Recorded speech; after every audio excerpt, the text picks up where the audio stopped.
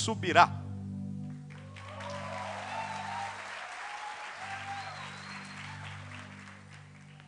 Aleluia. Bom, eu estou aqui para duas coisas. Em primeiro lugar, para agradar a Deus. Segundo, agradar o aniversariante. Então, vou ter que pregar essa 1 hora e vocês vão ter que entender que é por causa dele. Antes de compartilhar o que está no meu coração, eu queria só dizer o seguinte. Eu sou pastor em Curitiba, no estado do Paraná. E além do ministério pastoral, eu gosto sempre de me apresentar dizendo que Deus tem me chamado para servir o corpo de Cristo, sem fronteiras denominacionais, através de um ministério de ensino da palavra. O nome desse nosso ministério é orvalho.com. O orvalho nós tiramos do cântico profético de Moisés, lá em Deuteronômio 32:2, né? Quando ele diz, destile a minha palavra como orvalho. O .com não está na Bíblia, nós aumentamos. A gente aumentou isso no orvalho para te remeter ao nosso site, onde a gente disponibiliza muito, mas muito material gratuito. Mensagens como a que vamos compartilhar hoje, você acessa lá no site, no formato de áudio, de vídeo, no formato escrito, né? No caso do áudio, além de poder ouvir, você pode baixar o arquivo, o MP3, tirar cópia à vontade, abençoar quem você quiser. E nos últimos praticamente 3 anos, a gente está trabalhando também, além do site, com um aplicativo gratuito, com o mesmo nome. Um aplicativo que está disponível aí para todas as plataformas, dos smartphones, dos tablets, né, que é orvalho.com. Lá no aplicativo, além de todo o conteúdo do site, você ainda tem acesso, né, a podcast em nossas redes sociais, tem muito material lá para te edificar. E sempre, né, que eu chego em algum lugar, eu gosto de primeiro falar daquilo que o ministério oferece de graça. Que tudo isso, tanto o aplicativo como o conteúdo, tudo está lá no site, você pode ter acesso gratuito. Eu gosto sempre de falar primeiro do que é gratuito, antes de anunciar o que eu trouxe para vender. Um dos materiais, uma das ferramentas que Deus nos deu para espalhar o ensino, tem sido uma das chaves a literatura. Eu acredito na literatura. Deus acreditou e investiu na literatura. Sua palavra chegou a mim, a você, chegou a nós no formato de um livro, né? E de uma forma especial, quando eu era ainda um pré-adolescente, um dia eu e meus irmãos chegamos da escola em casa e a gente deu uma espiada lá na sala de casa e não tinha mais televisão. E eu lembro que meu irmão mais velho foi perguntar. Criança não tirava satisfação com pai e mãe naqueles dias. Foi humildemente perguntar, em nome do sindicato dos filhos frustrados, né, o que havia acontecido com a televisão. O papai diz, eu vendi. Eu lembro que meu irmão mais velho perguntou, mas vai comprar outra? Ele disse, não. Meu irmão falou, por que não? E papai, num tom bem ameaçador, disse, filho meu, não cresce só assistindo TV e jogando videogame. Se é que dá para chamar de videogame, aquela miséria daquele gráfico daquela época, né? Eu estou para fazer 45 anos, então você imagina que o negócio, a nova geração nem chamaria de videogame. Mas eu lembro que papai olhou para a gente e disse, vocês vão aprender a ler. E a partir daquele dia, além da leitura bíblica, que era obrigatória, a gente passou a ter que pegar pelo menos um livro por semana na biblioteca da escola, às vezes 2. Dependendo do tamanho do livro, papai fazia a gente pegar 2. Eu não posso dizer que na época eu gostei, eu odiei. A princípio foi minha primeira reação, não foi gostar disso não, até porque eu acabei virando um televizinho, né? Você, para assistir a TV, tinha que agora ir para a casa do vizinho. Mas, hoje eu olho para trás, e uma das coisas que eu mais sou grato a Deus, foi a visão que papai teve de colocar em nós, os filhos, o hábito da leitura. Né? Não apenas por conta da leitura bíblica, mas de uma forma geral. Então, eu trouxe alguns materiais e você vai perceber nos preços que a nossa intenção não é fazer comércio. A nossa intenção é colocar na sua mão uma ferramenta que te abençoe, que te ajude. Nós temos alguns livros que vão estar sendo vendidos no final a R$ 5,00 apenas. E se a coisa estiver difícil, nós vamos parcelar em 5 de 1 sem juro no cartão de crédito, ok? A maioria deles vai estar sendo vendido por R$10, ok? E também, se a coisa estiver difícil, nós vamos parcelar em 5 de 2. Se você ainda tiver dificuldade, quiser levar um desses livros de pastor, não tenho nem o preço, apesar de estar fácil, nós ainda estamos abertos a uma negociação, né? A fazer meio que nem Casa Bahia, quer pagar quanto? Agora, eu espero que você só faça isso se você realmente não puder. Tá? Agora, alguns que têm condição, às vezes se ofendem quando eu anuncio livro barato. Uma vez estava em Fortaleza e eu coloquei todos os livros a 5. E um irmão que estava sentado na primeira fila, olhou para mim com a cara séria e falou: nós podemos pagar mais. Acho que ele achou que eu tinha pensado que eles não tinham dinheiro. Eu falei: olha, no caso do irmão que pode pagar mais, pega logo um monte, sai dando de presente. Né? A gente não coloca o valor do livro barato para você levar um só. A intenção é que você possa levar mais e que isso possa te ajudar e ajudar os outros. Eu vou gastar um tempinho curto aqui do nosso tempo precioso para anunciar alguns dos materiais que você acha ali. Nós temos um livro chamado Voz de Muitas Águas, quando a palavra de Deus fala mais alto. Quando a Bíblia compara a voz de Deus à voz de muitas águas, está falando do barulho, do ruído da voz de Deus, que deveria encobrir nas nossas vidas as outras vozes. Esse livro é uma lição prática de como você se sujeitar à palavra de Deus e como ela pode falar mais alto na sua vida. Eu tenho ali um livro chamado A Outra Face dos Milagres. Apesar da temática do livro ser milagre, te ensinar como entrar num ciclo de manifestações maiores do mover de Deus, a ênfase do livro é você buscar a Deus com a motivação correta. E aqui a gente diz que quem busca a Deus só pelo que Ele faz, vai deixar de desfrutar quem Ele é. Mas quem busca a Deus pelo que Ele é, inevitavelmente, também terá aquilo que Ele faz. Eu tenho ali, e esse é o livro que eu mais gostaria de recomendar a vocês hoje, o Falar em Línguas, a linguagem sobrenatural de oração. Mesmo no meio pentecostal, carismático, renovado, neopentecostal, turbo nitro pentecostal, que é aquele mais top, né? Onde se prega a experiência do batismo no Espírito Santo, com evidência física inicial do falar em línguas, a maioria das pessoas, mesmo nesse nosso meio ambiente, não entende o que é essa ferramenta que Deus deu. O apóstolo Paulo diz em 1 Coríntios 14 que o que fala em línguas edifica-se a si mesmo. A oração em línguas não é uma meta, não é um alvo a ser alcançado. Consegui, fui batizado do Espírito Santo, recebi. Isso é apenas a porta de entrada para o sobrenatural. Nós precisamos entender a importância de usar isso continuamente. Em Efésios 6,18, Paulo diz sobre orar em todo tempo no Espírito. Pensa na oração que você tem que usar e muito. Em 1 Coríntios 14,18 ele diz: eu dou graças a Deus, porque falo mais em línguas do que todos vós. Sabe o que Paulo estava dizendo para os coríntios? Ele está dizendo: não tem um de vocês que ganha de mim nessa prática. E ele não está apenas dizendo que ele se dedica a ela, mas que ele era grato a Deus por isso. No ano de 1990 eu conheci um norte-americano, que foi a primeira pessoa que eu vi mover em curas e milagres de uma forma assim surpreendente. E ele perguntava para o povo do auditório onde eu estava: vocês querem ter o que eu tenho? É lógico que eu ergui a mão, a outra o pé, todo mundo queria ter o que ele tinha.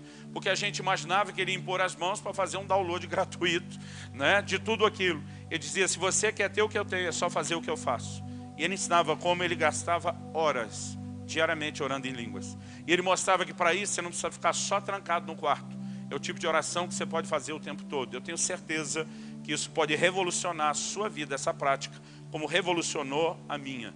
Nós já distribuímos, né, sem a distribuição comercial, só dos lugares passamos, mais de 100 mil exemplares desse livro.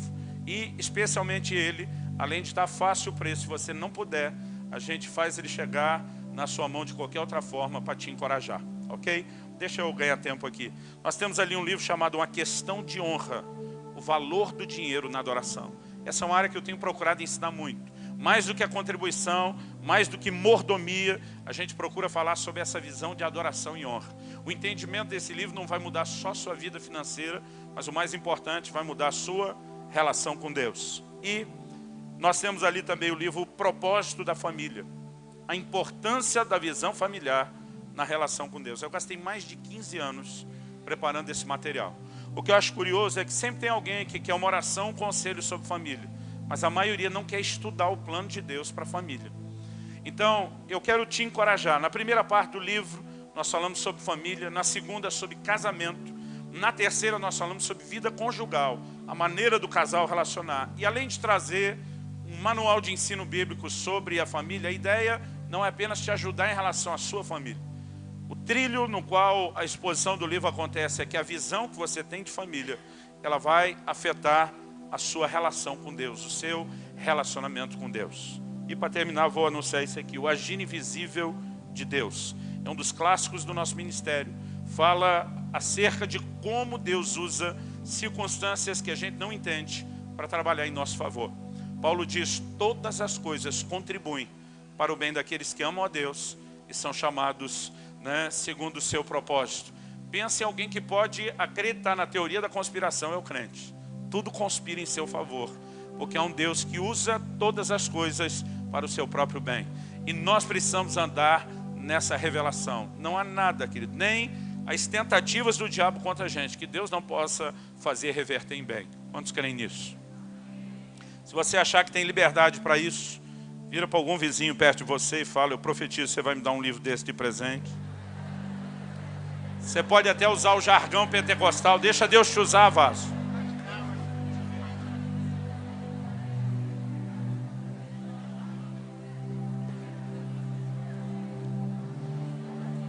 Eu me divirto aqui de cima, porque quem fala para o vizinho fala cheio de fé, mas o que está ouvindo se faz de surdo, finge que não é com ele. Vocês estão prontos para receber a palavra de Deus? Eu imagino que aquela 1 hora conta a partir de agora. Tudo seja feito para agradar o aniversariante. Abra por favor sua Bíblia no livro de Hebreus, no capítulo 6. E nós vamos ler a partir do versículo 4. Eu creio que Deus quer fazer algo singular na sua vida nessa noite. E eu quero que você mantenha seu coração escancarado para o Senhor Jesus. Mais do que apenas trazer a instrução da palavra, eu creio que o Espírito Santo de Deus está se movendo nesse lugar. A palavra de Deus fala que muitas vezes o Senhor Jesus estava ensinando e o poder do Senhor estava com ele para curar. E ouça com atenção, eu creio que pessoas serão curadas no seu corpo essa noite, enquanto a palavra de Deus é ensinada. Eu tenho visto isso com muita frequência, mas eu sinto no meu espírito um testemunho do Espírito Santo de que haverá intervenção de cura nessa noite. E eu quero falar isso para instigar a sua fé. Hebreus capítulo 6, nós vamos começar do versículo 4 e vamos até o 9. Onde a palavra de Deus diz assim, é impossível, pois, que aqueles que uma vez foram iluminados e provaram o dom celestial, e se tornaram participantes do Espírito Santo, e provaram a boa palavra de Deus e os poderes do mundo vindouro e caíram, se é impossível outra vez renová-los para arrependimento, visto que, de novo, estão crucificando para si mesmos o Filho de Deus e expondo a ignomínia ou desonra pública. 7. Porque a terra que absorve a chuva que frequentemente cai sobre ela, e produz erva útil para aqueles por quem é também cultivada, recebe bênção da parte de Deus. Mas se produz espinhos e abrolhos, é rejeitada, perto está da maldição, e o seu fim é ser queimada. Quanto a vós outros, todavia, ó amados, estamos persuadidos das coisas que são melhores e pertencentes à salvação, ainda que falamos dessa maneira. Quanto a vós, amados, estamos persuadidos, outra versão diz, convencidos a respeito de coisas melhores. Uma outra versão diz assim, e que acompanham a salvação, ainda que assim falamos. Eu olho para esse texto e eu percebo aqui algo tremendo, importantíssimo. Ele obviamente está escrevendo a um grupo de pessoas que está de pé, mas inevitavelmente ele aborda um fato que todos conheciam. Ele fala de gente que teve uma inegável experiência com o Senhor, mas acabou caindo, acabou tropeçando. E não apenas caíram, mas ele diz caíram a ponto de não mais poderem ser restaurados ou renovados para arrependimento. Quando ele diz que não mais podiam ser renovados para arrependimento, ao usar a expressão renovados, ele está dizendo que já haviam se arrependido antes. E eu quero mexer nesse assunto, porque muitas vezes nós vemos pessoas falando de gente como esse grupo que caiu, nunca tiveram uma experiência genuína com Cristo. Não, eles vivenciaram o arrependimento. É por isso que não poderiam ser renovados. Além disso, o texto sagrado diz aqui no versículo 4 que eles foram iluminados. A expressão iluminados, além de mostrar que a luz de Deus resplandeceu nas trevas da vida daquele povo, o termo iluminado no Novo Testamento é sempre uma menção de revelação. Isso significa que eles não apenas ouviram um evangelho mal exposto ou mal pregado, mas eles receberam revelação de Deus acerca da mensagem a qual foram expostos. O texto diz que eles provaram o dom celestial. Receberam o dom celestial. Uma clara menção do novo nascimento. E eu não vou gastar tempo tentando provar isso, porque a próxima característica que ele menciona exige que essas pessoas tenham que ter passado pelo novo nascimento. Ele diz, e se tornaram participantes do Espírito Santo. Jesus diz lá em João 14, quando fala com seus discípulos sobre a vinda do Consolador, ele diz, o qual esse mundo não conhece, nem o pode receber. Ele diz, mas vocês o conhecem, e ele habitará dentro de vós. O que Jesus está dizendo? Esse mundo não conhece, não o pode receber. Se você soma essa declaração do Senhor Jesus, com o que Paulo diz lá em Romanos 8,9, se alguém não tem o Espírito de Cristo, esse tal não é dele. Para nós ficar claro uma coisa, quem é de Cristo tem o Espírito Santo, quem não tem não é de Cristo, ponto final. Impossível essas pessoas terem se tornado participantes do Espírito Santo, sem terem vivenciado a genuína experiência do novo nascimento. O texto ainda diz, provaram a boa palavra de Deus. E a palavra usada aqui no original grego, traduzida como provaram, na versão espanhola de Reina Valera foi traduzida degustaram. Ela fala de provar no sentido de alguém que saboreia o alimento. Saborearam a boa palavra de Deus. Ou seja, está falando de gente para quem não apenas o evangelho foi pregado, mas para pessoas que foram orientadas, doutrinadas e alimentadas na palavra de Deus. Eram não apenas crentes com uma experiência genuína, mas gente que foi instruída e devidamente discipulada. E o texto ainda mostra que eles viviam o sobrenatural quando diz que provaram os poderes do mundo vindouro. Nós não estamos falando de gente que não teve uma experiência, pelo contrário, de gente que inquestionavelmente viveu uma experiência forte, intensa, profunda, e ainda assim caiu, e não apenas caiu, mas diz o texto, caíram a ponto de não mais poderem ser renovados para arrependimento. Que há uma linha que, se for ultrapassada, não tem volta, isso é indiscutível na Bíblia. No capítulo 10 do livro de Hebreus, no versículo 26, ele fala, se deliberadamente nos voltarmos ao pecado depois do pleno conhecimento da verdade, já não resta mais sacrifício para os pecados. Agora, é lógico que ele não está falando que eu e você classificaríamos como desviado normal. O que é o desviado normal? Infelizmente, nós temos um alto número destes na nossa nação. O nosso problema hoje, o nosso maior desafio como igreja não é o evangelismo. No último censo, em 2010, nós já tínhamos a marca de 40 milhões de evangélicos na nação. Nós ainda não temos os dados atualizados do IBGE, mas muita gente está dizendo que já passamos a casa dos 50 milhões.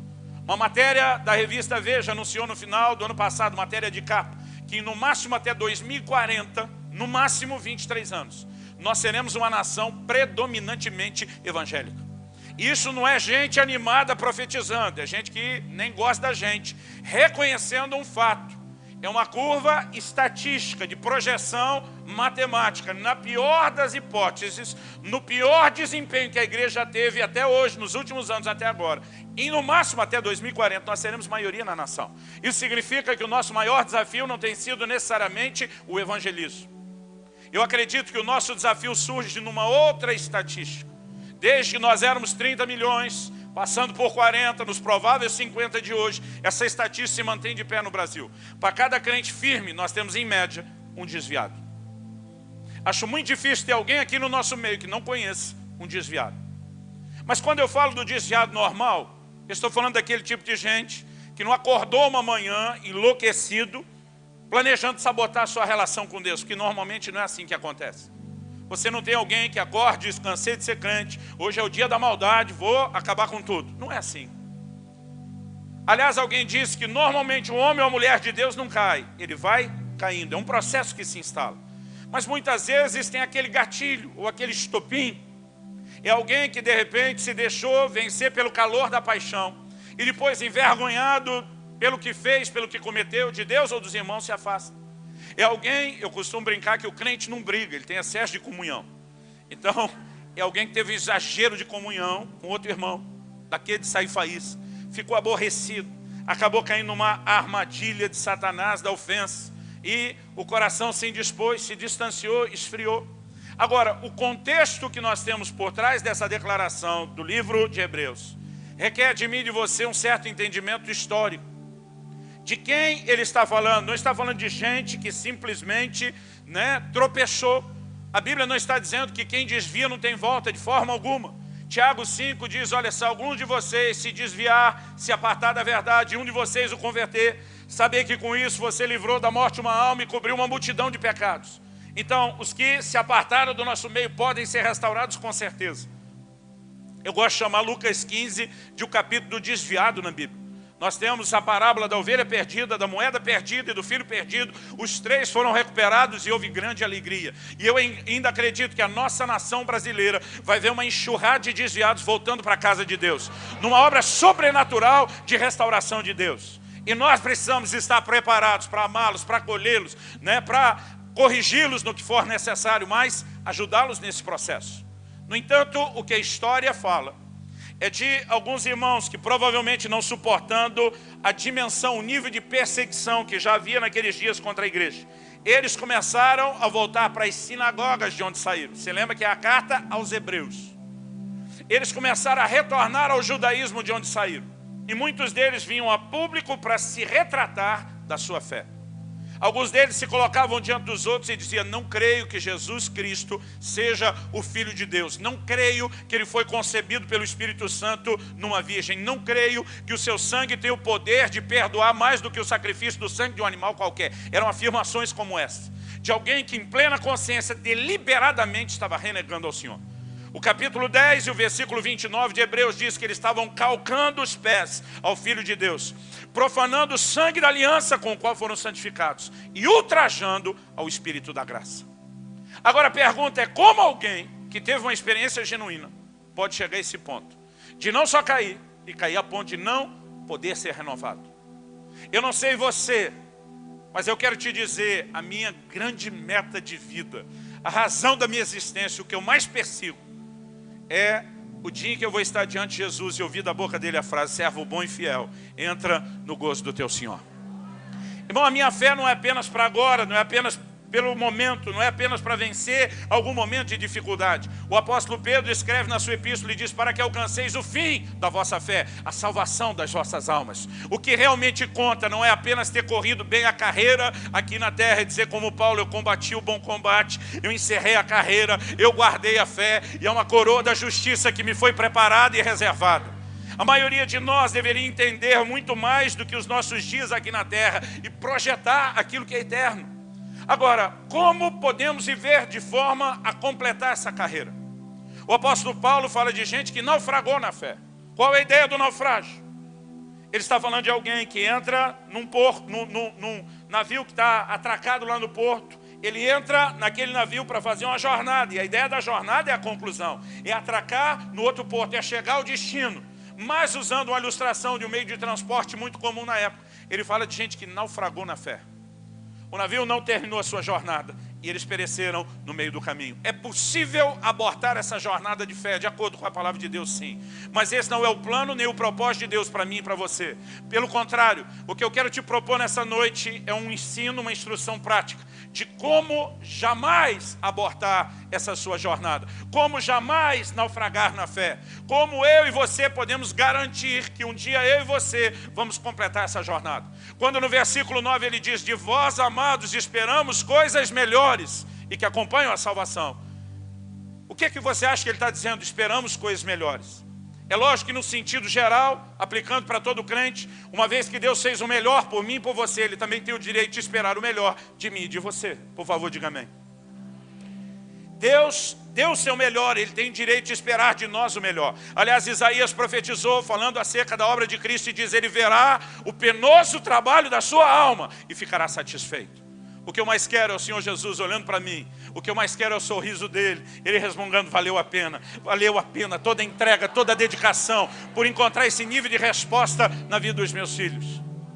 Agora, nós precisamos entender que quando o autor diz, de vós, amados, esperamos coisas melhores, ele não está apenas aplicando algo generalizado na vida cristã.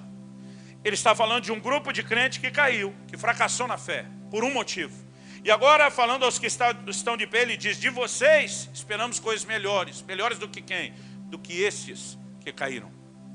Então o que ele está nos ensinando? que essas coisas que esses que caíram tinham eram importantes. Eu diria, são vitais. Essas 6 características que a Bíblia fala desse grupo que caíram são vitais. Não tem vida cristã sem elas. Arrependimento, ser iluminado, nascer de novo, participar do Espírito Santo, provar a boa palavra de Deus e os poderes do mundo vindouro. Aliás, eu achava no início da minha caminhada cristã que se um crente tivesse tudo isso, estava garantido para sempre. De acordo com esse texto, não. É possível ter tudo isso e ainda fracassar. E não quer dizer que essas coisas não sejam importantes, mas a Bíblia está dizendo que elas não são suficientes. Se eu e você queremos terminar a carreira, não tem como não ter essas coisas, mas nós temos que ir além delas. Quando ele está dizendo de você, esperamos coisas melhores, está dizendo, vocês têm que ir além dessas características. Há algo que vai garantir que você termine ou não essa carreira. E é mais do que o arrependimento, é mais do que ser iluminado, é mais do que o novo nascimento, é mais do que ser participante do Espírito Santo, provar a boa palavra de Deus e os poderes do mundo vindouro. Agora, Deus não diria esperar de nós, de mim e de você, coisas melhores, sem sinalizar exatamente o que Ele espera e o que se classifica como algo melhor do que isso. Como algo mais ou algo além disso. Eu acredito que a resposta para o que Deus está falando sobre algo melhor que Ele espera de mim e de você está aqui no livro de Hebreus, no mesmo capítulo 4 que nós lemos, nos versículos 7 e 8. Quando a Bíblia diz, porque a terra que absorve a chuva, que frequentemente cai sobre ela, e produz erva útil para aqueles por quem é também cultivada, recebe bênção da parte de Deus. Mas se produz espinhos e abrolhos, é rejeitada, perto está da maldição, e o seu fim é ser queimada. Muitas vezes quando eu li esse texto, eu tinha a sensação, falando na linguagem de informática de hoje em dia, que alguém copiou e colou o texto no lugar errado. Eu pensava, ele está falando uma coisa até o versículo 7, ele dá uma volta para algo que não tem nada a ver, mas o que me fez perceber que ele na verdade nunca deixou o assunto, é a maneira como ele está arrematando no versículo 9, e mesmo depois do 9, ele continua falando do mesmo assunto. O autor da Epístola aos Hebreus, ele na verdade introduz aqui no meio dessa conversa, o que nós podemos chamar de uma parábola, uma ilustração, uma alegoria. Ele está falando de 2 tipos de crentes, os que fracassaram, os que não foram bem na fé, e ele está escrevendo os que estão de pé para que não cometam o erro deles. E de repente ele entra com uma ilustração falando de 2 tipos de terra. Terra boa e terra ruim. Numa clara comparação a 2 tipos de crentes. Crentes bons e ruins, em termos daquilo que se corresponde, daquilo que se oferece a Deus.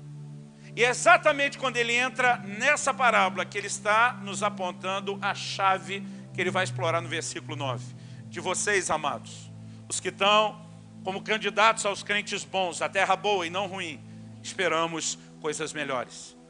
Do que exatamente ele está falando?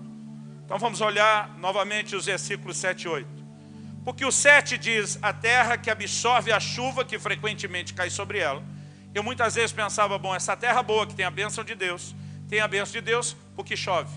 Uma outra versão usa o que está ali na tela, que embebe a chuva. Tem uma outra ainda que diz absorve, mas tem uma outra versão ainda que diz que ela retém. Então é evidente que está chovendo sobre essa terra. Então eu pensava, a diferença entre ela e a outra é que sobre a terra boa chove e sobre a terra ruim não. Embora o texto não diga que não chove sobre a terra ruim, eu pressupunha isso a partir de qual ideia? A Bíblia fala que a frutificação da terra ruim são espinhos e abrolhos. Ou seja, algo característico do tipo de vegetação que está num solo que não costuma receber água. Então, durante muito tempo, eu de forma equivocada, concluí que a diferença entre uma terra e outra é que sobre uma chovia e a outra não. Mas isso não é aceitável quando a gente olha para a palavra de Deus e tem uma visão teológica mais abrangente. Em primeiro lugar, porque se uma terra não frutifica, porque não chove sobre ela, essa terra não deveria ser responsabilizada de nada, porque ela seria vítima e não culpada de alguma coisa. Em segundo lugar, quando pensamos na chuva, que é o que proporciona à terra a condição de frutificar, e nós olhamos para o plano tanto natural como espiritual, Deus não decidiu deixar um tipo de terra sem chuva e dar outro a chuva. Jesus lá no Sermão do Monte diz que Deus faz nascer o sol e cair a chuva sobre justos e injustos. Ele não está selecionando, nem no natural, e eu vou te mostrar aqui, nem no espiritual, sobre quem ele derrama a chuva e sobre quem não. Joel profetizando, falando sobre o derramar do Espírito Santo, começa a compará-lo com chuvas, quando ele fala das primeiras e últimas chuvas. Então, lá no capítulo 2, no versículo 28, Joel diz: e acontecerá que nos últimos dias derramarei do meu espírito sobre toda a carne. Deus nunca disse: eu vou derramar do meu espírito só sobre os crentes. Deus não disse: eu vou derramar do meu espírito sobre os crentes bons. Deus não disse: vou derramar do meu espírito sobre os crentes bons das igrejas boas. Ele disse: sobre toda a carne. Nós precisamos entender, querido, que essa ação do Espírito Santo começa na vida de alguém antes da conversão. A Bíblia diz que é o Espírito quem convence do pecado. O novo nascimento, Tito 3,5, chama de o lavar da regeneração do Espírito Santo. Ele está presente no arrependimento, ele está presente na conversão, e ele continua trabalhando nas nossas vidas depois, porque afinal de contas, segundo os Coríntios 3,18, diz que é ele que nos transforma de glória em glória na imagem do Senhor Jesus. A obra do Espírito Santo, ela não começa depois da nossa conversão, ela começa antes. E Deus diz: eu vou derramar do meu Espírito sobre toda a carne. Meu querido, tem gente se convertendo, mesmo hoje nos nossos dias, sem ter colocado o pé dentro da igreja, quer a gente goste disso, quer não. Eu ouço testemunho de gente, é lógico que a maioria deles tem um crente na família, ou um conhecido intercedendo, lutando por eles em oração, mas tem gente que me dá cada história e testemunho que eu fico impressionado. Pastor, eu estava numa boca de fumo. Pastor, eu estava numa balada. Pastor, a gente estava para resolver um crime. E os caras começam a contar de como Deus os levou ao arrependimento e como invocar o nome de Jesus. Eu não estou dizendo que Deus não vai fazer do lado de dentro, mas eu quero te dizer que a obra dele não está limitada só às 4 paredes da igreja. Agora, quando nós falamos dessa chuva, que é o investimento de Deus para que haja correspondência tanto no natural como no espiritual, Deus não está fazendo chover sobre uma terra e escolhendo não chover sobre outra. A diferença que nós lemos no versículo 7 do primeiro tipo de terra não é que sobre ela chove e a outra não. É a característica que a primeira terra tem em relação à chuva que cai sobre ela. E o texto diz que ela embebe a água da chuva, ela absorve. Como eu disse, uma outra versão diz que ela retém. A Bíblia nunca diz que sobre uma terra choveu e a outra não. A questão é o que a primeira terra faz com a chuva. Ela não desperdiça a chuva que cai sobre ela. Ela tem a capacidade de absorver a água, ela tem a capacidade de reter. Em outras palavras, ela está dizendo: essa chuva não vai passar por mim para ser desperdiçada depois. E o que eu quero compartilhar com você talvez seja um dos maiores segredos da vida cristã. Nós precisamos entender um lugar de interação e de correspondência com a obra do Espírito Santo na nossa vida. Porque durante muito tempo a igreja tem sido empurrada numa direção de imaginar uma obra de Deus que é uma coisa meio que unilateral. Quase como se Deus fizesse sozinho o que tem que ser feito. E a obra do Espírito Santo não é assim. Se por um lado a Bíblia diz que a bondade de Deus nos conduz ao arrependimento, que o Espírito Santo convence, por outro, Deus diz ao homem no imperativo: arrependei-vos. Tem a parte dele e tem a minha. E é quando a gente se une com a ação de Deus, numa correspondência ao que ele está provocando, que nós chegamos ao lugar certo. Seja no arrependimento, seja no novo nascimento para o qual cremos, e seja na caminhada da vida cristã do dia a dia. Em Romanos 8, 26... o apóstolo Paulo diz assim: o Espírito nos ajuda. Uma outra versão diz: nos assiste na nossa fraqueza. Aquela palavra traduzida ali, ajuda ou assiste, no original grego é um palavrão, no sentido de ser grande, não de ser feio. Sunantilambanomai. Parece até que o cara já foi batizado do Espírito Santo, só de falar Sunantilambanomai. O que significa a palavra Sunantilambanomai? De acordo com os estudiosos, e não é o meu caso. Outro dia alguém falou: pastor, onde o senhor estudou as línguas originais que você cita? Eu falei: estudei nada, tem um aplicativo aqui no meu tablet, no meu computador, que quando você toca a palavra, ele puxa a cola de quem estudou a vida inteira e deu de mão beijada para a gente. Então, de acordo com esses que estudaram, que não é o meu caso, Sunanti Lambanomai é a composição de 3 palavras: sun, anti e lambano. O mai é só a conjugação do verbo depoente na terceira pessoa. Gente, eu tinha decorado isso para impressionar vocês, mas não lembro, eu não faço ideia do que eu estou falando. Então vamos deixar o mai para lá. Sum, anti e lambano significa pegar firme. A palavra anti é conhecida pela influência latina, nas línguas latinas significa contra, pegar firme, contra alguma coisa, e lambano, juntamente com alguém. Em outras palavras, se eu precisasse mover esse púlpito, que não é o caso, mas hipoteticamente, e supondo que ele fosse pesado, que também não é o caso, e que eu não conseguisse fazer isso sozinho, E de repente me dirigiste ao pastor Anderson dizendo, me ajuda a mexer o púlpito, mover o púlpito de lugar. Essa palavra me ajuda no português, ela pode ter duas conotações.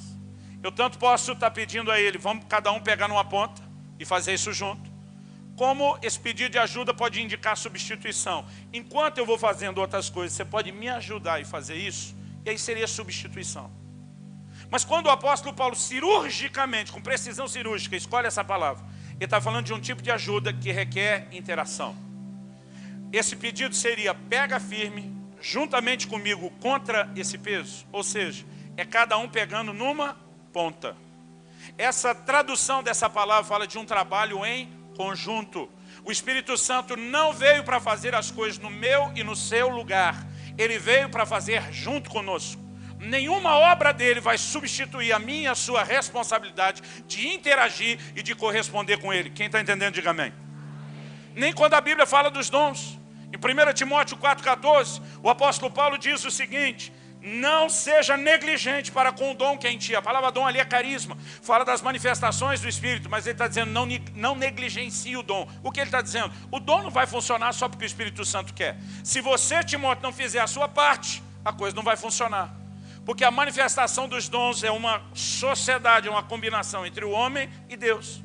Em 2 Timóteo 1,6 ele diz, reaviva o dom que é em ti. Basicamente o que ele está dizendo, você está deixando o dom apagar, e a responsabilidade de acordar e despertar o dom é sua. Em outras palavras, a ideia é mais ou menos, quem fez dormir que acorde. Isso me faz lembrar do pregador que estava no meio do sermão, e viu um senhor já de idade, dormindo no ombro da esposa durante a mensagem. Ele ficou incomodado com aquilo, se sentiu ofendido, parou de pregar e disse, minha senhora, por favor, acorde seu marido.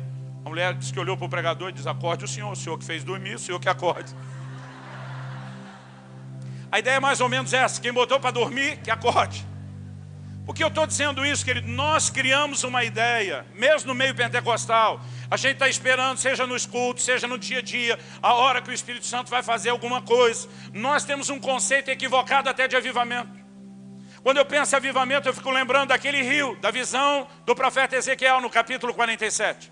A Bíblia diz que ele está diante de um rio que para mim é uma clara evidência ou sinal do que é a obra do Espírito Santo. A Bíblia diz que o rio emana do trono de Deus, sai do santuário de Deus. Apocalipse diz que é do trono de Deus. O rio é uma extensão de quem Deus é, porque faz só o que Deus pode fazer. Na visão de Ezequiel ele diz, quando essas águas do rio tocam o mar morto, ele volta a viver. Irmão, pensa num negócio que não existe possibilidade humana e natural de ser revertida a condição, é o mar morto. Mas naquela visão, isso seria mudado, porque essas águas têm o poder vivificador. O livro de Salmos diz, há um rio cujas correntes alegram a cidade de Deus. Está falando da obra e da ação do Espírito. E está lá o profeta diante do rio. Aí um anjo do Senhor aparece para ele e diz, vem comigo, vamos entrar por rio adentro. Bora medir esse negócio. E aí a Bíblia diz que eles mediram 1000 côvados, aproximadamente meio quilômetro. E a água dava no tornozelo. Mas não pararam. Qual a razão de não ter parado? Porque ainda não era hora de parar. Mediram mais 1000 côvados, agora um total de 1 quilômetro. E a água dava nos joelhos. Mas não pararam. Me ajuda a responder por quê? Diga. Porque não era hora de parar. Não, eu quero ouvir você, diga. Andaram mais 1000 côvados, agora um total de 1,5 km. A água dava nos lombos, mas ainda não pararam. Vira para o seu vizinho e diz por quê? Quando foi que eles pararam? Não é quando atravessou o rio. É quando chegaram ao lugar do destino. A Bíblia diz que nos últimos 1000 côvados, de 4.000 côvados, um total de 2 quilômetros. A Bíblia diz, então eram águas profundas, águas para se nadar. Aí não se mede mais, não se vai a lugar nenhum, porque já se chegou aonde deveria se chegar. Agora, algo que eu e você precisamos entender, não é o rio de Deus que vai invadir a nossa vida. Tem crente que ele tem uma fantasia sobre avivamento, ele fica imaginando, um dia eu vou acordar, o rio de Deus vem como uma inundação, vai encher tudo, e esse dia nunca chega na vida do abençoado. Sabe por quê, querido? Não é o rio que invade a sua vida. Deus espera que você entre no rio.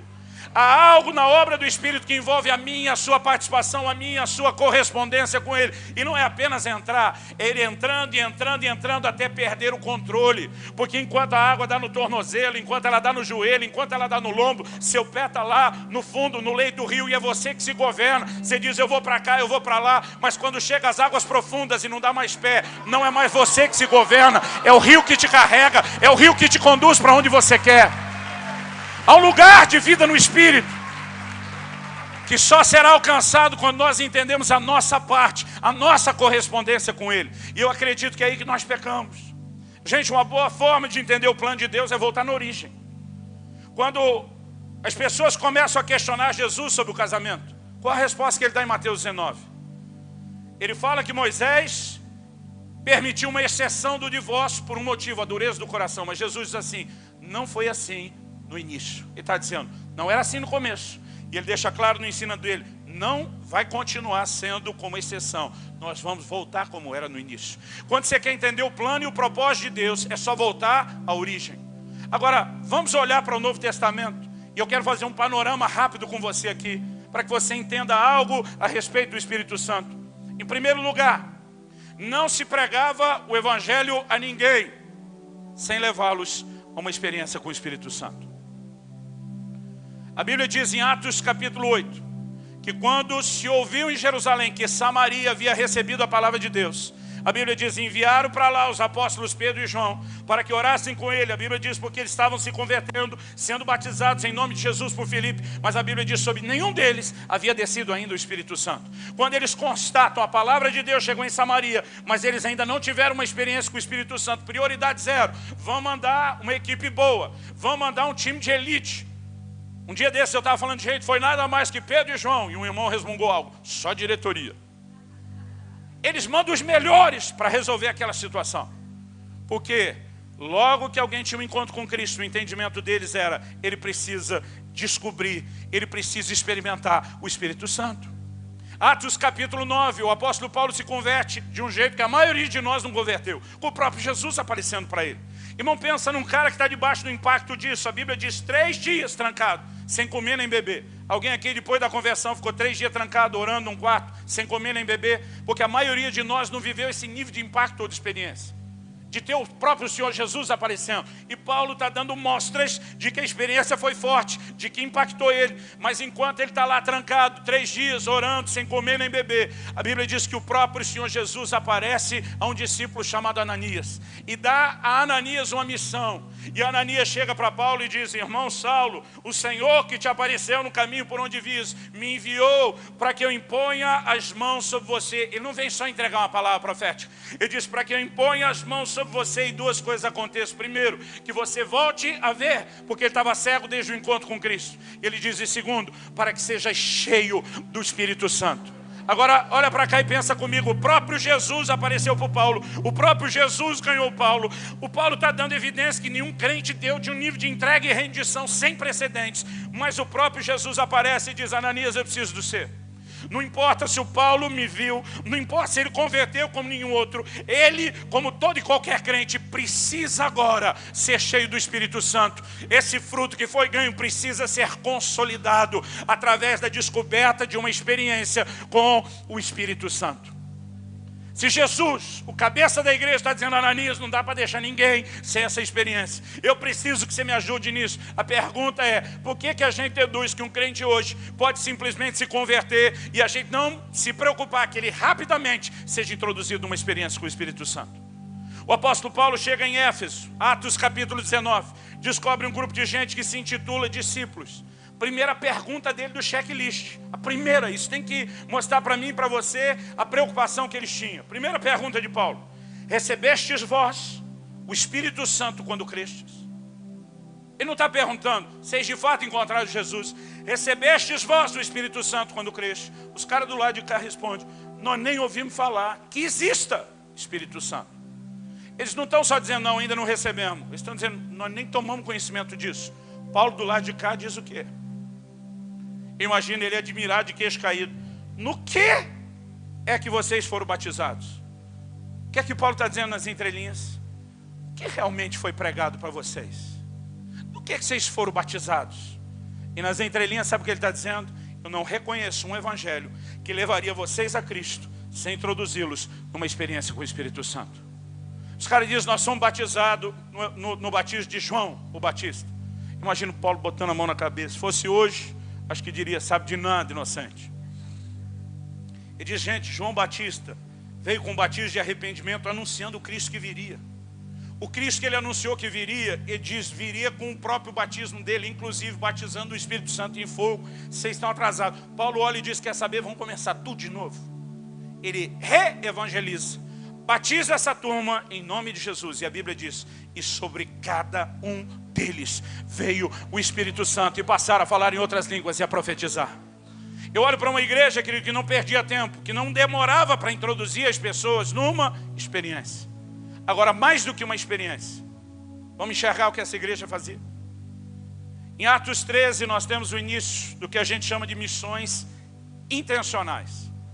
Porque em Atos 8, o que nós temos são missões acidentais. A igreja está fugindo do problema da perseguição, por onde passa está pregando. Mas a partir de Atos 13, nós temos missões intencionais. Separar-me Paulo e Barnabé para a obra que os tenho chamado. Agora eles têm um planejamento. Eles começam a passar as cidades de maior influência no meio dos gentios para espalhar o evangelho pelo mundo todo. E quando eles começam a realizar esse tipo de missão, eles têm um desafio sem precedentes. Porque evangelizar o judeu era relativamente mais fácil do que evangelizar o gentil. Porque os judeus tinham a mesma Bíblia que eles, as mesmas crenças sobre a vinda de um Messias, um Deus Criador, os mesmos parâmetros, os mesmos valores. Assim como hoje, é relativamente mais fácil você evangelizar alguém aqui do Brasil do que um hindu na Índia, por exemplo. Por quê? Nós somos parte de um país de cultura cristã. Não estou dizendo que todo mundo é crente, mas tem uma cultura cristã. O catolicismo gerou isso na nação. A maioria das pessoas já ouviu falar de Deus e o diabo, céu, inferno, anjo, demônio, certo e errado. E muitas vezes alguns, nós precisamos, pela palavra de Deus, orientá-los a crer melhor. E quem não crê que a palavra de Deus que a Bíblia é a palavra de Deus, pelo menos ainda tem muita gente que crê que pelo menos contém. Nós temos uma relativa abertura. Agora você chega para um hindu para falar do Deus vivo verdadeiro e vai olhar para você e dizer que ele acredita em milhões de deuses. Você não tem um código de crença para trabalhar. O desafio é bem maior. E quando eles saem por meio dos gentios, o desafio não era agora só converter quem não cria na palavra de Deus. Era agora discipular essas pessoas. Porque mesmo o judeu não convertido, ele tinha valores claros contra a idolatria, contra a imoralidade. Só que agora, quando eles vão evangelizar os gentios, esses caras nos cultos aos deuses deles, nos templos, eles não tinham só idolatria. Eles misturavam na prática de fé a prostituição e a imoralidade.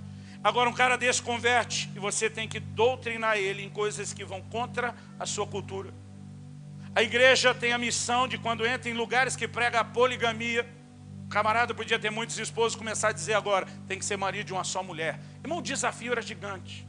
E por que eu quero valorizar esse desafio? Porque quando a gente olha a maneira como eles foram pregar o evangelho para os gentios, assusta. Os caras chegavam numa cidade, começavam a pregar o evangelho, e às vezes ficavam alguns meses. Juntavam um punhado de crente, dizia para ele, segura a onda aí, que nós estamos indo para outro lugar pregar o evangelho. E quando saía, não deixava pastor. Você vai ler Atos 14, que depois de um tempo eles voltavam nessas cidades, para ver qual daqueles crentes do grupo inicial tinha amadurecido, para estabelecer os primeiros presbíteros. Quando saíram, não tinha líder. Quer saber? Não é só líder que não tinha Bíblia. Porque o judeu ainda tinha o Velho Testamento, o gentil não tinha acesso ao Velho e o Novo não tinha sido escrito. Agora imagina, um povo que deu trabalho para converter, que dá trabalho para discipular. Agora eles dizem, ó, nós estamos indo e vamos deixar vocês sem Bíblia, sem pastor e sem igreja. Porque o conceito que nós temos de que a igreja é o prédio é errado, a igreja é o corpo. Mas naqueles dias isso era muito forte. E eles não deixavam nenhum tipo de templo, nenhum lugar específico de culto ou adoração. E simplesmente saíam. E a gente fica imaginando como é que esse negócio não morria. Como é que esse negócio continuava vivo e funcional. Irmão, fala sério. Hoje em dia a gente dá Bíblia, dá pré, dá pastor e é difícil manter os crentes firmes. Num contexto de gente que já tinha cultura cristã, como é que aquele negócio durava? Você vai entender quando João diz, lá em 1 de João 2,27. Vós tendes a unção do santo e não tendes necessidade de que ninguém vos ensine coisa alguma, porque a unção do santo que está em vós, e é verdadeira, ela vos ensina todas as coisas. Sabe o que eles trabalhavam com esse grupo? E tem sido a nossa grande falha.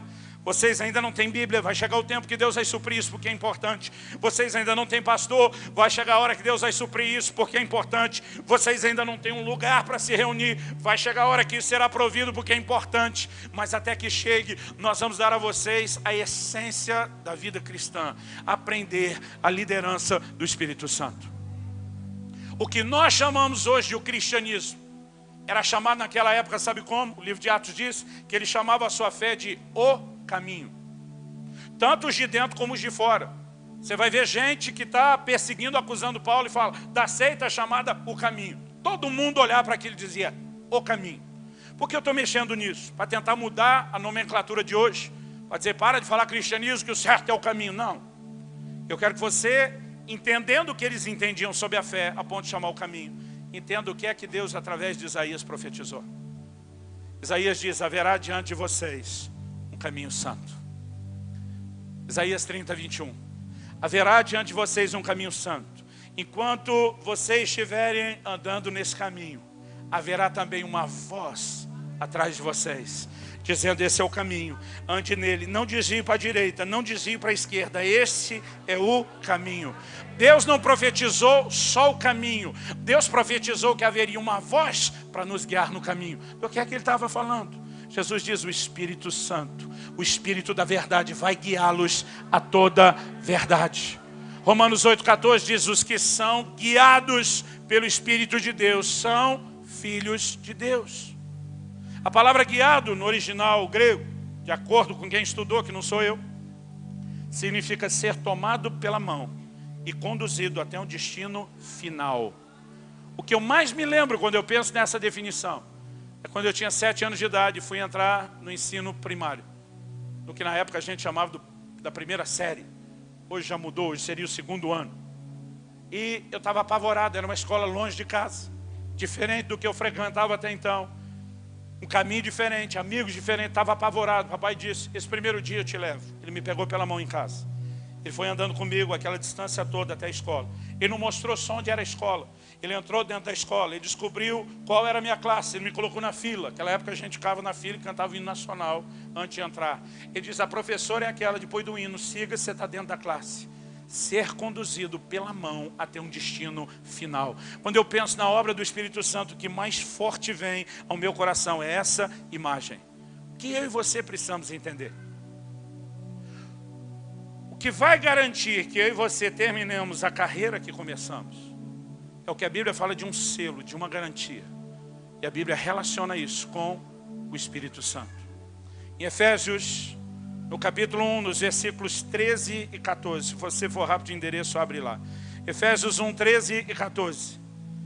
A Bíblia diz, depois que ouvistes a palavra da verdade, o evangelho da vossa salvação, tendo nele também crido, fostes selados com o Santo Espírito da promessa.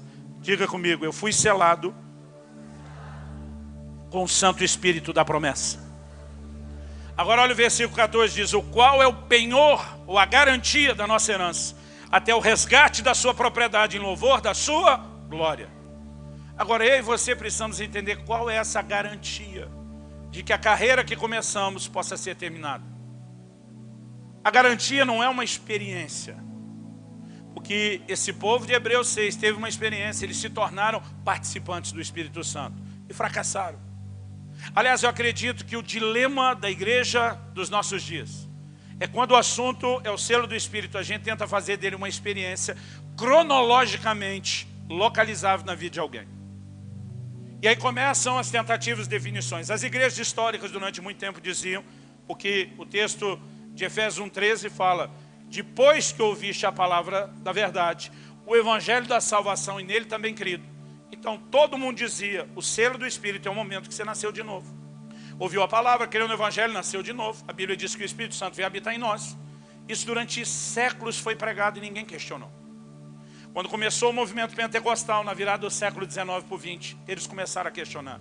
E diz, tem um monte de gente nascida de novo que está desviando. Que selo, que penhor, que garantia é essa?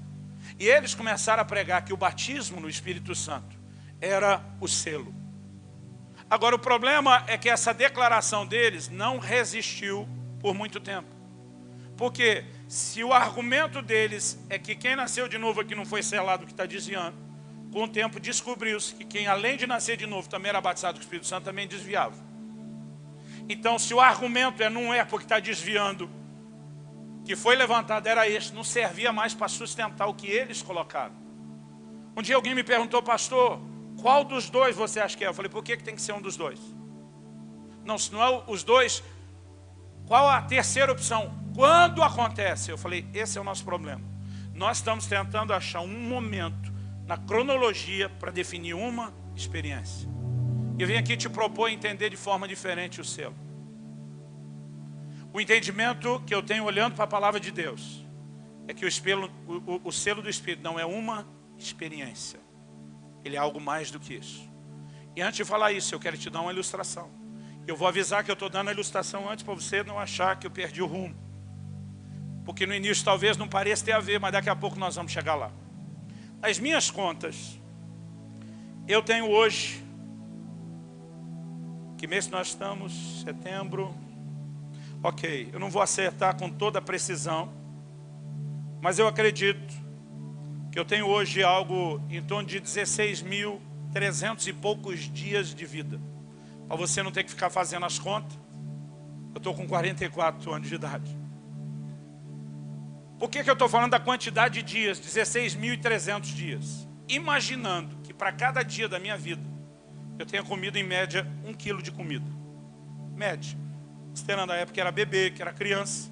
E ainda acho que é uma média generosa. Eu já fui bem maior do que eu estou hoje. Eu acho que já teve ocasião de comer quase 1 quilo numa refeição. Mas vamos, por gentileza, deixar 1 quilo por dia, só para facilitar a conta. Isso significa que eu já comi mais de 16 toneladas de alimentos. Se a gente manter só a média de 1 quilo. Eu acho que já está entre 20 e 25. Mas vamos imaginar 16 toneladas de alimento. Gente, é muita comida. Eu fico pensando quanto espaço a gente precisaria para estocar aqui 16 toneladas de alimento. Você concorda que é muita comida? Agora, são uns 3 anos atrás, quando eu bati 15 mil dias de vida. Portanto, na nossa suposição aqui, 15 toneladas de alimento. Eu penso, gente, é comida demais, já comi muito na vida. E depois dessas 15 toneladas, resolvesse parar de comer, alegando ter comido muito, eu estaria vivo hoje 3 anos depois? Vamos lá, respondo óbvio, não. Porque não importa quanto eu comi até hoje, se eu parar de comer, eu morro. Com isso em mente, eu quero voltar ao nosso assunto. O problema de quem fala de uma experiência com o Espírito Santo é que ele não entende isso. Não importa quanta experiência você teve com o Espírito Santo até hoje, se você parar de ter, você morre. O selo não são as experiências, o selo é um relacionamento. Na bênção apostólica de 2 Coríntios 13:13, Paulo diz que a graça do Senhor Jesus, ninguém de nós vai discutir que a graça é vital e importante, que o amor do Pai, nenhum de nós vai questionar isso, mas ele diz: e que a comunhão do Espírito Santo seja com cada um de vós. Agora, sabe como eu imagino que o crente lê esse texto? Mais ou menos assim, que a graça de Jesus, ele para e diz, é forte, porque ele lembra, pela graça sois salvos mediante a fé. Ele disse, se não fosse a graça eu estava lascado, estava perdido. É forte. Aí ele continua lá lendo, que o amor do Pai, ele diz, também é forte. Deus amou o mundo de tal maneira que deu seu Filho. Sem o amor de Deus nós estávamos tudo perdido, lascado. É forte, é vital, é importante. Aí ele chega no fim do versículo e diz, e que a comunhão do Espírito Santo, ele pensa, o que quer que seja isso, não deve ser importante. E por que eu deduzo que essa é a leitura? Irmão, se fosse importante, ou se fosse entendido como importante, perdão, não se falaria tão pouco sobre o assunto. Eu ouso dizer que a comunhão com o Espírito Santo é tão essencial à vida cristã, como a graça de Jesus e como o amor do Pai. Assim como sem a graça de Jesus, sem o amor do Pai não tem vida cristã, deixa eu te dizer, sem a comunhão com o Espírito Santo não existe vida cristã. Paulo em 2 Coríntios 3 resume a velha aliança e a lei, chamando de um ministério da morte, mas ele resume a nova aliança, chamando de um ministério do Espírito. Um dia alguém falou para mim, pastor, acho que o senhor está supervalorizando o Espírito Santo. Falei, sério? Aprendi com Jesus. Irmão, vamos pensar no que Jesus falou. Em João 14 ele diz, não vou deixar vocês órfãos. Se eu for, eu envio um Consolador. Sabe como eu lia isso? Mais ou menos assim. Jesus dizia, gente, eu tenho que sair, mas não vou deixar vocês na mão, vou mandar um step.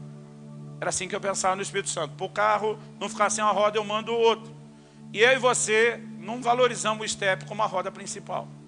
Quem bota dinheiro, e é só os homens que fazem isso, as mulheres nunca fariam isso. Quem bota dinheiro em roda de carro, normalmente não faz nas 5 rodas, não faz no step, só nas 4. Porque step é só para de vez em quando. Ele não precisa do mesmo investimento. E eu pensava no Espírito Santo assim, Jesus vai um tempo, vai mandar alguém para segurar um pouco aí o nível. Não é isso que Jesus falou. Em João 16, sabe o que ele diz? Convém que eu vá. Ele diz, porque se eu não for, o Espírito Santo não vem. Jesus não está dizendo porque eu estou indo, ele vem. Jesus está dizendo, eu tenho que sair para que ele venha. Jesus diz, eu tenho muito que vos dizer, mas vocês não podem suportar. Eu não consigo transmitir. Mas quando vier o Espírito da verdade, ele vai guiar vocês a toda a verdade. Sabe o que Jesus está dizendo? Ele não vem nem só para manter o nível, ele vem para levar ou elevar o patamar a uma nova dimensão. Irmão, como dizer que isso não é importante? Jesus diz em Mateus 12, toda blasfêmia proferida contra o Filho do Homem será perdoada. E diz, mas a blasfêmia contra o Espírito Santo não será perdoada. Sabe o que ele está dizendo? Fala contra mim e eu seguro a bronca, eu resolvo para você. Fala contra o Espírito Santo, o seu único penhor e garantia, e você vai se lascar. O livro de Hebreus fala de pessoas que calcaram os pés ao Filho de Deus, profanaram o sangue da aliança com o qual foram santificados e ultrajaram ao Espírito da graça. Sabe quando a ruína se instala na vida de alguém? Quando ele deixa de entender a importância de relacionar com o Espírito Santo, de interagir com o Espírito Santo todo santo dia. Eu não estou falando de uma experiência. Essas pessoas tiveram a experiência, eram participantes do Espírito Santo. Mas Paulo escreve aos Tessalonicenses e diz, não apagueis o Espírito. Sabe o que ele está dizendo? Não importa quantos anos esse fogo ficou aceso, se você parar de alimentá-lo, ele vai apagar. Eu queria até que você ficasse em pé para parecer que está acabando. Sinaliza a boa intenção do pregador. Apesar que eu acho que não deu minha hora ainda, deu?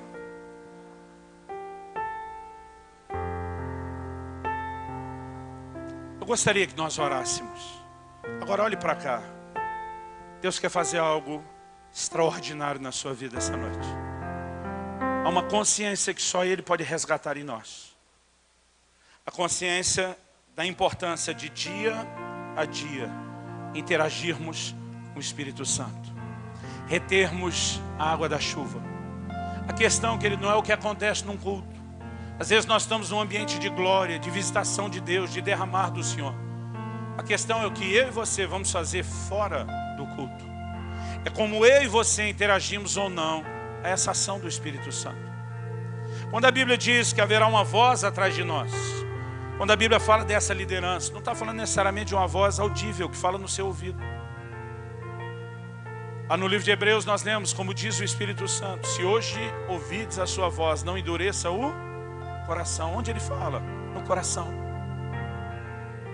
Ele não fala necessariamente por meio de uma voz audível.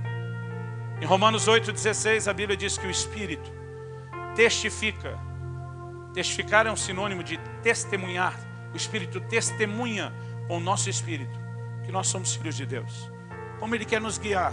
Através de um testemunho interior. Da mesma maneira que a gente sabe que é filho de Deus sem precisar ter uma visão, sem precisar ouvir uma voz audível espetacular. Há um testemunho interior. E o que eu aprendi no início da minha caminhada é que nós precisamos ser sensíveis a esse testemunho. Sabe por quê, querido? Muitas vezes nós estamos querendo experiências espetaculares, mas nós não entendemos a importância de sermos fiéis no pouco. Eu tive uma experiência anos atrás. Perdi uma carteira. Deus me deu uma visão, mas parecia assim um filme passando uma tela de cinema. Ele me mostrou exatamente onde eu perdi. Eu pulando uma enxurrada. Eu estava usando sobretudo, era noite fria nossa do frio. E eu vi na visão exatamente o que aconteceu. A hora que eu pulei a enxurrada, o movimento da minha perna bateu do lado de dentro do sobretudo. E a carteira que estava no bolso do lado de fora foi ejetada. Eu vi o que aconteceu com a carteira, onde ela caiu. Caiu dentro da enxurrada. Eu vi na visão que a carteira foi embora junto com a água. E o Espírito Santo falou comigo, acha o próximo bueiro. A carteira não passou, está enroscada. Eu fui lá no local, comecei a tirar galho de árvore, folha. Estava lá a carteira do jeitinho que ele falou. Só que muitas vezes quando a gente tem uma experiência espetacular com a liderança do Espírito Santo, a gente empolga com isso. Eu estava ministrando uma igreja no Canadá. Isso foi em janeiro de 2001. Eu lembro que eu compartilhei a experiência, porque o assunto na mesa depois do culto era a direção do Espírito. Alguns contaram uma experiência, a minha estava fresquinha. Eu compartilhei e falei, gente, olha essa que me aconteceu. Eu lembro que os irmãos ficaram empolgados. Que bênção, glória a Deus, aleluia. Mas o pastor da igreja, amigo meu, falou, olha, muito boa essa experiência. Eu falei para ele, estou pressentindo um mas. Ele falou, mas já vi uma melhor. Eu lembro que eu falei para ele, não acredito que você vai querer ganhar de mim. Ele falou, não, a experiência não foi nem comigo. Eu só fui a testemunha. Ele olhou para mim e falou, você conhece o pastor fulano de tal? Um desses da vanguarda do avivamento no Brasil. Eu falei, conheço, já encontrei muito velhinho por aí. Ele falou, ele foi um instrumento que Deus usou para introduzir nossa família e nossa igreja no mover de Deus. Um dia encontrei ele e falei, pastor, o senhor viaja o mundo. Quando estiver pelo Canadá, me visite. Dei um cartão. Falou, fiz mais por educação do que esperar que acontecesse. 3 meses depois o velhinho me liga. Estou aqui no Canadá. Vou pregar perto da sua cidade. Você poderia vir me ouvir no domingo de manhã? Esse meu amigo falou, eu fui na igreja e ouvi ele. Ele quis almoçar junto, quis compartilhar. A coisa começou a levar tempo. E ele pegou e falou para os irmãos que tinham trazido ele de Toronto, onde ele ia pregar à noite. Nós estávamos a mais ou menos 1 hora de distância de Toronto. Ele falou, olha, se vocês quiserem ir embora, dá um endereço para ele. Ele já morou em Toronto. Eu quero continuar conversando com ele. Ele me leva para o culto. Os irmãos deram o endereço e foram embora. A história me foi contada em janeiro de 2001. Então estamos falando de algo mais velho do que isso. Foi antes da era GPS. Esse meu amigo falou, Luciano, eu cheguei em Toronto 1 hora antes do culto. Às 5. Eu tinha 1 hora para achar endereço. Perguntei para alguém, me mandou num lugar, não era. Perguntei para outro, me mandou em outro lugar, não era. Perguntei, mandaram no outro lugar, ainda não era. Ele falou, de tanto perguntar e não achar. Ele disse, chegou um momento que eu nem achava a igreja e não sabia mais onde estava. A gente estava perdido. Quando deu 6 horas, que era o horário que ia começar o culto, o velhinho fala para mim, encosta o carro. Ele falou, eu estava esperando uma bronca no estilo da velha guarda. Irmão, hoje em dia tem muito mimimi dentro da igreja. Deixa eu te dizer uma coisa, o negócio já foi pior do que é hoje. Eu sou da época que diácono dava cascudo na cabeça da gente. Pegar a gente pela orelha para levar para o pai. O negócio está melhor hoje. Segura aí, aguenta aí que você vai sobreviver. Aí ele falou, eu estava esperando uma bronca no estilo da velha guarda. Mas aquele velhinho só fez uma oração. Ele diz, Deus, o Senhor não me trouxe a esse lugar, a esse país, para eu ficar perdido. O único que não me quer naquele culto é o diabo. Eu sei que o Senhor me quer lá. O Senhor já até me mostrou o que vai acontecer. Então ele diz, Espírito Santo, nós não temos mais tempo de ficar tentando procurar. Ele diz, Espírito Santo, me guie agora até essa igreja. O Senhor conhece a cidade melhor do que o homem que a planejou. Estou recorrendo a você. Esse meu amigo disse que pensou, o velhinho surtou. Está tão desesperado que nós vamos perder o culto que surtou. Mas ele disse para mim que o velhinho falou para ele, liga o carro, segue adiante. Vira direita, vira esquerda, meio balão para cá. Falou, Luciano, nem se o caminho tivesse sinalizado. O homem alemão falava bom dia, boa tarde, boa noite em inglês. Ele falou, nós andamos de 10 a 15 minutos, paramos na frente de um prédio, não tinha placa, não tinha movimento. Ele disse, pode perguntar que é aqui que eu prego. Esse meu amigo falou, eu desci foi para perguntar onde era o endereço, porque não acreditei. Mas quando voltei para o carro, minhas pernas estavam mole. Ele falou, nós estávamos na frente da igreja, onde ele ia pregar. Eu brinco que hoje isso dá um novo sentido à palavra GPS, guiado pelo Espírito. Agora tem que comer o E para dar certo. Na hora que eu ouvi aquela experiência, eu não sei te explicar o que aconteceu. Algo me percou por dentro.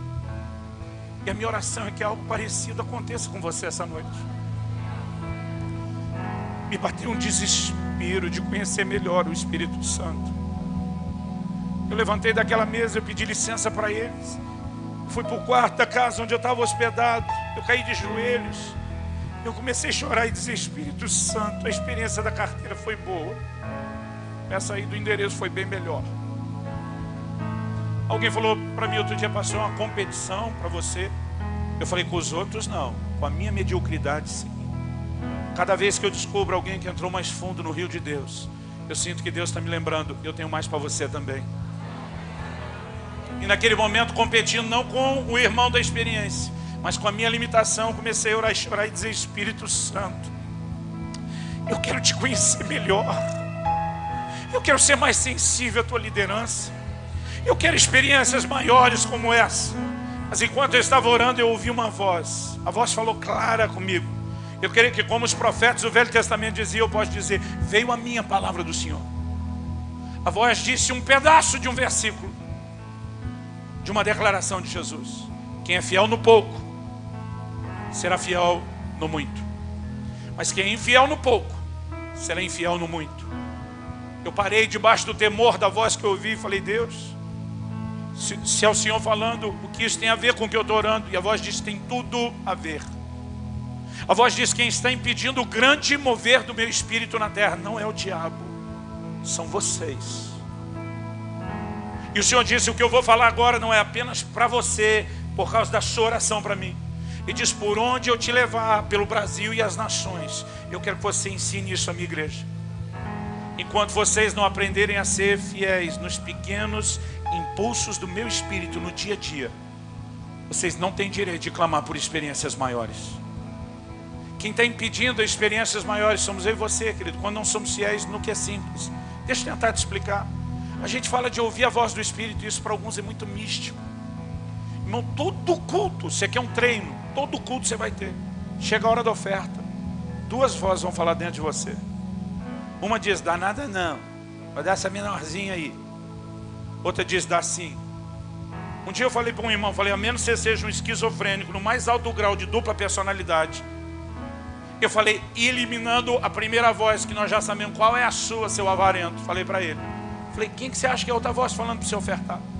Aí tentando se conversar, falou, será que é o diabo? Falei, só se ele converteu. Para querer que você invista no reino de Deus. Irmão, a liderança do Espírito Santo é simples. Você não precisa de uma visão espetacular, não precisa de uma voz. Você está numa roda de conversa lá no trabalho. E a turma começou a contar piada. E de piada foi um pulo, daqui a pouco está todo mundo na piada suja. E você esqueceu de lembrar que era crente. E você não só está rindo das piadas sujas, como lembrou as coisas do passado, botou junto. Todo mundo riu, divertiu, você também. Mas quando você sai dali, você não ouviu uma voz. Você não teve uma visão, mas algo dentro de você parece quase gritar, a sugestão é tão forte. Algo dentro de você parece estar dizendo, esse não é o seu lugar. Você não deveria ter comido essa porcaria toda. Quem é que está falando com você? O Espírito Santo. Aí você troca de roda, chega agora na igreja e junta com os irmãos, que o veneno corre no canto da boca. Porque eles têm a língua bifurcada. E eles estão usando a língua que nem um açoite para bater num crente que não está lá e não pode defender. E você entra junto e açoita o miserável do crente que não está lá. E quando você sai, tem novamente o desconforto dentro de você. Você não deveria ter falado do seu irmão dessa forma. Quem que está tentando falar com você, crente? Você está num momento de oração no quarto, aí chega aquela hora que você se quebranta, está facinho. Aí você está lá, ai Jesus, aleluia. E algo vem dentro de você e diz, perdoa fulano. Agora, se o Espírito Santo não fala com o crente, irmão, ele está entre as criaturas mais loucas que existem. Porque eu nunca vi alguém para discutir com si mesmo, consigo mesmo, como crente. Aí quando vem aquele negócio, perdoa fulano, começa a queda de braço, perdoa ou não, perdoa ou não. De vez em quando digo a alguns, com quem que você está falando, criatura? Perdoa sim. Lembra quantos bons momentos vocês já tiveram juntos? Aí o coração começa a falar assim, posso até perdoar, mas não é assim, vai ter que se humilhar, vai ter que mendigar. Com quem que você está discutindo? Aí chega um momento que você não aguenta aquela pressão dentro de você, e você diz, tá bom, em nome de Jesus eu perdoo, e algo lava a sua alma. Quem foi que fez isso com você? O Espírito Santo. E o que eu e você precisamos aprender a ser fiéis a esses impulsos no dia a dia. Se nós deixarmos, Ele vai nos liderar. Eu não estou dizendo que todo dia, na hora de atravessar a rua, você tem que dobrar o joelho na calçada e dizer, Senhor, me confirma se eu passo aqui na faixa de pedestre ou ali na frente. Não é isso. Eu não estou dizendo que você tem que ficar todo dia, meia hora, orando em línguas na frente do guarda-roupa, dizendo, Espírito Santo, me dá o look do dia, o que eu devo vestir. Embora honestamente acredito que algumas irmãs podiam orar um pouquinho mais antes de se vestir. Hashtag fica a dica. Mas o que nós precisamos é a sensibilidade. A sensibilidade a essa voz. Quem está entendendo, diga amém.